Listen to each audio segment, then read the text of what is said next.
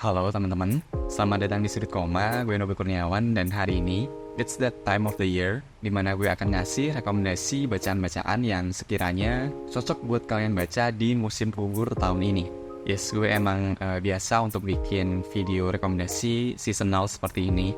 Dan untuk video rekomendasi buku-buku musim gugur atau fall, rules-nya tuh masih sama kayak video yang tahun lalu, dimana buku-buku yang gue rekomendasikan nggak akan terpaku sama genre, nggak akan terpaku sama regional mungkin, buku Indonesia aja atau buku luar aja, format, komik atau apa, semuanya campur jadi satu. Yang jelas ke semua buku yang akan gue rekomendasikan di video rekomendasi bacaan musim gugur, baik tahun ini, tahun sebelumnya, dan kedepannya, cuma hanya perlu memenuhi satu syarat aja, atau satu tema besar, yaitu cozy read.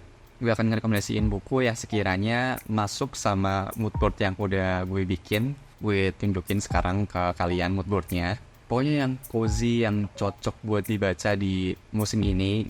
Yes, mungkin kita nggak punya musim gugur yang proper kayak teman-teman di luar gitu ya. Tapi at least harusnya waktu video ini tayang udah mulai sering hujan. Well, waktu gue take udah mulai sering hujan sih.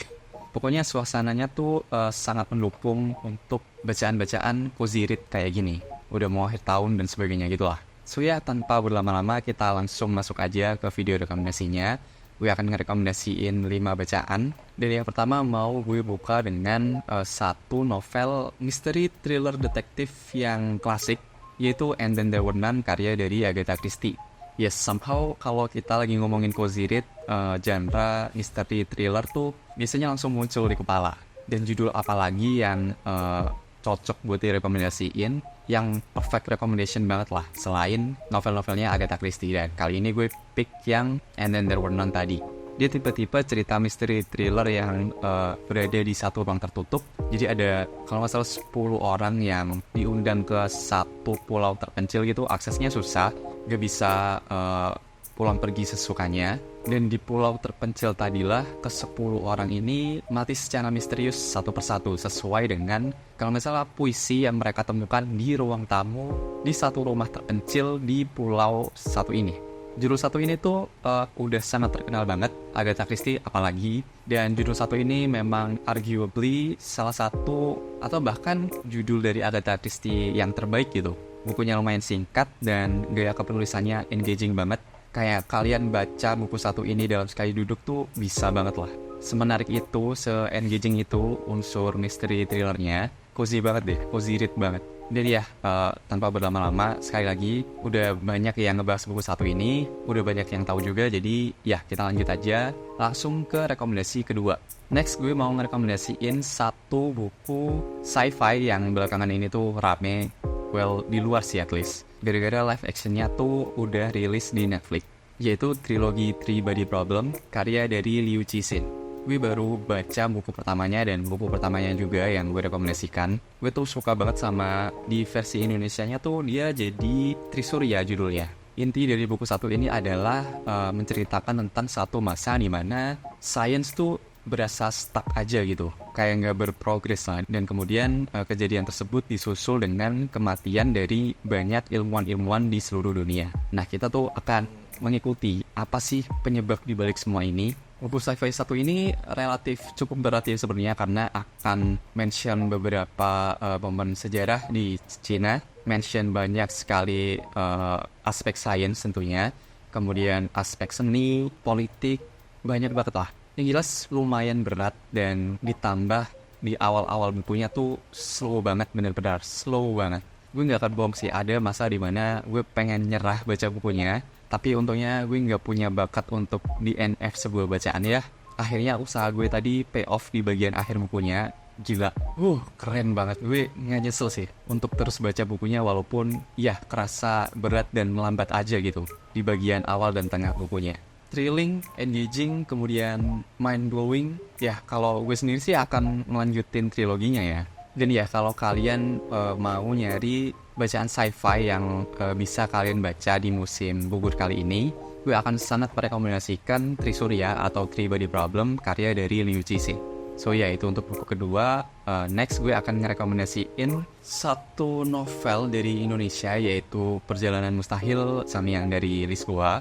Beberapa waktu lalu pas gue lagi baca novelnya tuh, gue ngerasa wah, buku satu ini tuh bener-bener embodiment of cozy read gitu. Dan langsung kepikiran, wah nanti kayaknya kalau gue bikin video fall read recommendation yang isinya buku-buku cozy seperti biasanya, buku satu ini harus masuk. Buku ini kayaknya akan jadi sebuah trilogi, tapi gue baru baca buku pertamanya, dan untuk sekarang ada 2 buku yang udah terbit. Cerita akan dibuka dengan seorang tokoh yang menemukan surat-surat dari Samyang. Settingnya tuh di Hindia Belanda, masa-masa itulah. Nah, surat-surat dari Samyang ini berasal dari waktu yang lebih jauh lagi gitu, waktu zaman eksplorasi Portugal. Ya, kalian tahu lah, Harpa dan sebagainya. Jadi esensi ceritanya tuh kita diceritain sama tokoh yang menemukan surat dari Samyang tadi. Suratnya ada 3 dan ketiga bukunya nanti akan merepresentasikan ketiga surat Samyang. Blurbnya di Goodreads tuh kayak gini. Samyang Nogueira hanyalah pedagang rempah yang tak mengenal dunia selain tanah dan laut Lisboa. Namun ada 2 hal yang memaksa Samyang melepaskan kenyamanannya, peta orang Jawa, dan munculnya sosok bayangan hitam yang mendorongnya untuk melakukan perjalanan mencari ayah kandungnya yang konon seorang pangeran di suatu tempat bernama Jawa. Sementara itu, kerajaan Portugal diteror oleh organisasi pemberontakan rahasia bernama Porto de Gral yang tidak puas dengan pemerintahan yang dikuasai pemimpin Kristen dan tahta suci. Pada masa genting itu, Samyang mengetahui bahwa orang tua angkat, tunangan, dan mertuanya ternyata terlibat dalam organisasi pemberontakan tersebut, dan demi membalas budi, Samyang memulai misi pertama yang mengguncang nurani, berkomplot membunuh Paus. Misi Porto de Gral melemparnya semakin jauh dari pencarian sosok sang ayah. Kendati demikian, Porto de Gral sendiri merupakan kunci bagi Samyang dalam menemukan jati dirinya. Akankah ini menjadi perjalanan yang mustahil bagi Samyang? Nah, itu tadi blurb singkatnya. Gue nggak bisa jelasin lebih jauh lah, tapi waktu gue baca bukunya, emang berasa cozy banget gitu somehow. Kalau kalian suka sama bukunya Paulo Coelho yang The Alchemist, kalian pasti akan suka sama buku satu ini. Ada momen-momen di awal bukunya yang kisahnya tuh berasa mundane banget, tapi di bagian akhirnya akan terekskalasi jauh lebih besar. Dan ya, sekali lagi kalau kalian cocok sama The Alchemist, kalian pasti akan cocok sama buku satu ini juga. So ya, itu untuk rekomendasi ketiga. Kita lanjut ke rekomendasi selanjutnya. Ini judul yang gede sih, yaitu Bumi Manusianya Pram. Gak usah gue jelasin lebih jauh lagi soal buku satu ini, karena gue udah bikin beberapa video tentang buku satu ini. Satu buku yang bisa bikin gue benar-benar nangis jelek waktu menutup bukunya. Bercerita tentang tokoh utama kita, Mieke, yang hidup di masa Hindia Belanda. Ceritanya akan drama, kemudian banyak unsur mundane life-nya juga sih sebenarnya. Pokoknya dinamika kehidupan di era Hindia Belanda. Ada unsur romance, ada unsur komedik, ada unsur perjuangan. Banyaklah, selengkapnya kalian bisa tonton video pembahasannya yang udah gue bikin dari buku satu ini. Satu buku yang semua orang udah banyak tahu, dan satu buku yang gue ngerasa semua sanjungan yang disematkan terhadap buku satu ini tuh bener gitu. Emang wah, bagus banget sih, bagus banget. Oh ya, kalau kalian ngikutin Instagram dari Sudut Koma, di sana tuh gue sempat nge-share kalau gue nyari sisa buku yang edisi seabad satu ini untuk melengkapi koleksi, tapi sayangnya udah cukup susah buat dicari. Udah nggak bisa dicari sih sebenarnya.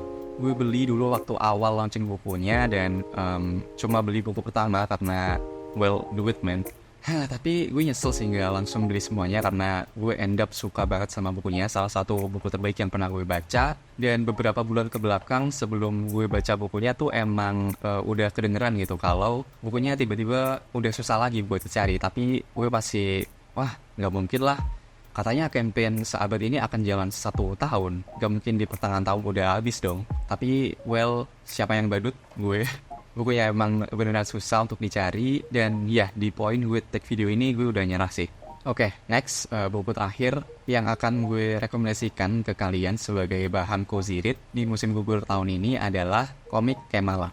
Ini merupakan satu judul komik horor yang digarap oleh Mas Wata Kartika dan tim. Judul satu ini punya 2 format, yaitu webtoon dan cetak. Tapi setahu gue yang cetak tuh belum tamat, baru ada 2 volume, sedangkan yang versi webtoonnya udah tamat dalam 3 season. Jadi ya bisa dipik aja sih kalian pengen baca dalam format webtoon atau format cetak. Tapi kalau kalian baca yang format webtoon, ada unsur tambahan yang bisa bikin kalian tambah immerse ke dalam ceritanya, yaitu ada beberapa panel yang bisa gerak, ada tambahan scoring juga, soundtrack gitu, yang sekali lagi bisa membantu kalian untuk semakin masuk ke dalam ceritanya. Apalagi ini horor kan, jadi wah makin mantap sih. Gue akan bikin sebuah blurb yang sekiranya menggambarkan opening dari cerita Kemala itu sendiri. Cerita akan dibuka dengan tokoh utama kita, Kemala, yang terbangun di sebuah sekolah yang udah terbengkalai. Di sana dia melihat berbagai makhluk yang menyeramkan, dan setelah berlari ke sana kemari, setelah ketakutan di sana sini, dia menyadari bahwa ternyata Kemala sendiri itu juga sudah terbunuh dan menjadi hantu. Menarik kan? Nah, di sekolah yang sudah terbengkalai ini, di mana para hantu yang berada di sini tuh nggak bisa meninggalkan tempat, dia bertemu dengan dua sosok yang jadi dekat dengan Kemala, yaitu Dieter dan Pak Guru. Mereka adalah dua orang hantu yang berasal dari satu masa yang sama, masa kolonial Hindia Belanda. Yang satu murid, yang satu gurunya pribumi kalau nggak salah. Dan ketiga tokoh ini berusaha untuk mengungkap alasan kenapa semua hantu-hantu ini tuh semacam terperangkap di sekolah ini. Di season pertamanya tuh ada plot untuk menyeberangkan hantu-hantu di sekolah ini ke alam selanjutnya, karena mereka stuckkan di sini. So itu sih untuk jumping point cerita Kemala ini di season pertamanya. Di sepanjang perjalanannya tadi, dia akan sedikit demi sedikit mengetahui alasan kenapa ini semua bisa terjadi. Dan cerita akan terekskalasi jauh lebih besar daripada season pertamanya. Beneran season pertamanya tuh nggak ada apa-apanya. Cerita horor yang relatif kecil di season pertama akan berubah menjadi sebuah cerita horor historical fiction yang worth it banget sih untuk kalian ikutin. Jadi kalau kalian lagi nyari rekomendasi bacaan horor yang bisa jadi bacaan cozy read kalian di musim gugur kali ini, kalian bisa cobain Kemala by Sweta Kartika. Sekali lagi, bisa pilih antara format cetak dan webtoonnya. So ya, mungkin itu aja untuk kelima judul yang gue rekomendasikan untuk video fall read kali ini. 5 bacaan yang menurut gue cozy banget buat dibaca di suasana kali ini. Di antara kelima judul buku tadi, kira-kira mana yang bikin kalian penasaran? Buku mana yang udah kalian baca? Dan kalau kalian punya rekomendasi bacaan cozy read yang cocok buat dibaca di musim gugur kali ini, bisa juga tulis di kolom komentar bawah. Kita saling rekomendasiin bacaan-bacaan cozy masing-masing, saling meracuni juga. Siapa tahu jadi masuk wishlist buku-buku yang pengen dibeli kan ya. Dan ya, mungkin itu aja. Seperti biasa, terima kasih sudah dengerin. Gue Robert Kurniawan dan sampai jumpa di halaman selanjutnya. Thank you.